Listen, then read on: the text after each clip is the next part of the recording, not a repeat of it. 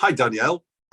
We worked together well, I thought, on the chapter where we looked at leadership through crises and why a transpersonal leader might be more effective.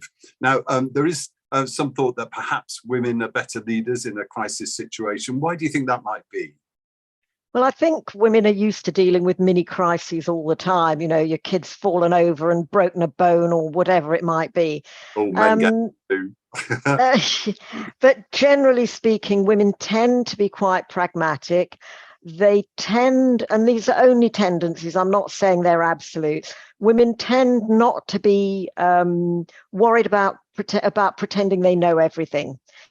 So women will stop and ask directions, whereas a man might be tempted to drive many, many a mile in the wrong direction before he'll give in and start to ask directions. And in Thank a crisis, goodness for sat nav. Yeah. yes, thank goodness for sat nav.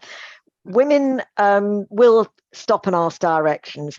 And in terms of crisis leadership, that means admitting that you don't have all the answers. And you don't have to have all the answers.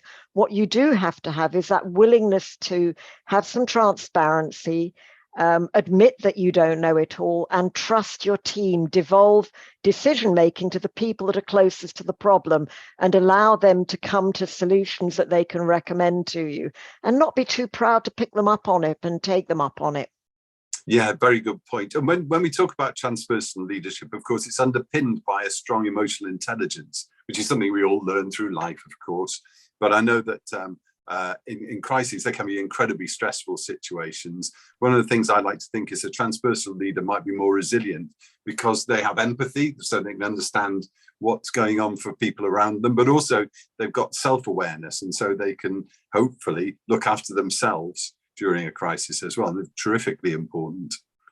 I think in a crisis, as you say, it's rather like that old thing about putting the oxygen mask on yourself before you try to help other people.